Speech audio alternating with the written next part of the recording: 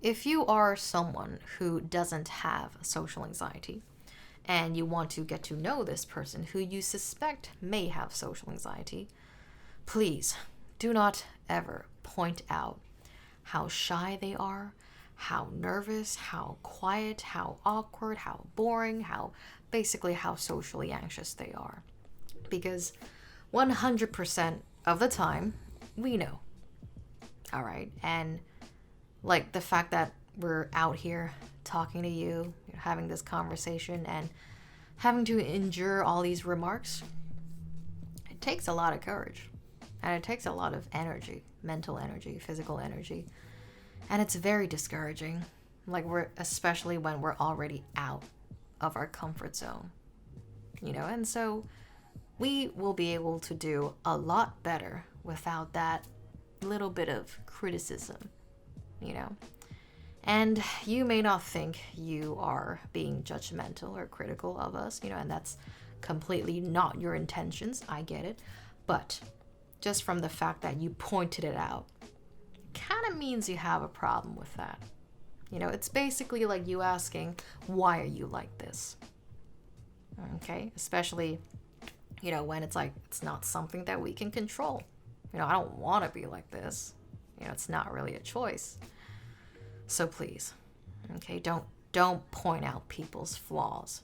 All right? The more you point it out, the more it looks like you have a problem with it. Okay?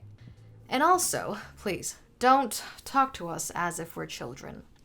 Don't even praise us as if we're like toddlers trying to, learn how to walk, or toddlers who basically learned our very first word, good job. It's like, yes, I'm a child, but I'm still 16. All right, don't treat me like I'm a 6-year-old. All right, I don't need that head pat. All right. Don't be condescending, basically. Again, that's not your intentions, got it, but that's what we feel. All right. And also, you don't have to be overly delicate with us, okay? It's like we won't break just because you're speaking at your normal volume, all right?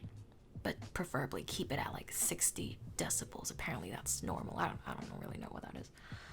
But yeah, just no shouting or screaming. No yelling our names across the room, please. I don't know why people do that. Honestly, I mean, that's just kind of rude in general, don't you think? But yeah, it's again, it's kind of condescending, so please, all right? We're not that fragile. You just don't have to point out our flaws, and you don't have to treat us as if we're like ticking time bombs, all right? Please. Thank you. I know I said like 3 things technically, I think. Yeah. But in essence, they're all the same. Just don't ask questions where it feels like you're asking the person, what's wrong with you? Are you always like this? Are you always this quiet? Are you normally like this? Like at home even? Why are you like this? What happened to you? Just don't. And, if you still want to interact with this person, instead of asking these questions and pointing out things, you can instead ask like open-ended questions, simple, boring stuff, like what their hobbies are, what they do like normally on their spare time. Maybe if you work together, you can talk about work. If you go to school together, you can talk about, oh, this test was so stupid, whatever. This teacher's so stupid, whatever. Ask them, you got any pets, siblings, whatever. It's like, ask them enough questions to show that you're interested in them, but don't bombard them. Like, don't suffocate them with questions. Okay, please. And, it's like, even if they don't answer right away, that's fine. If they don't answer at all, that's fine. All right, if you're really interested and you're willing to put in the effort and the patience to talk to this person, ask them a question. They don't want to answer, go away for a bit.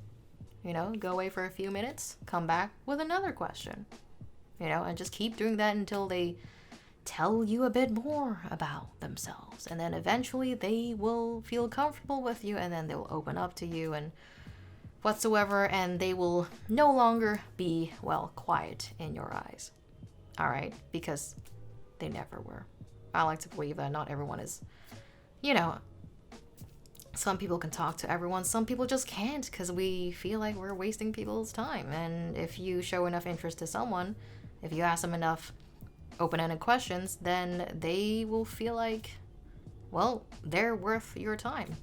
So yeah, I don't know, that's something that I've always wanted to talk about. And I've been called quiet multiple times. A chef called me whisper quiet. Like, my own sister called me quiet as well. And like, it bugs me, but I'm not like as pissed off as what the chef called me, because my sister, she's reserved as well, she's introverted as well. And she was simply stating a fact. But nonetheless, it still bugged me a bit. So please, if you really want to help someone who has social anxiety, just treat them like normal, if you will. Be careful. Don't be overly friendly, and just let them have their own space and time, and let the conversation flow at their pace. Yeah, it's a lot of work, but if they seem interesting enough, then I think it'll be worth it. So yeah, thank you so much for watching, and I'll see you in the next one.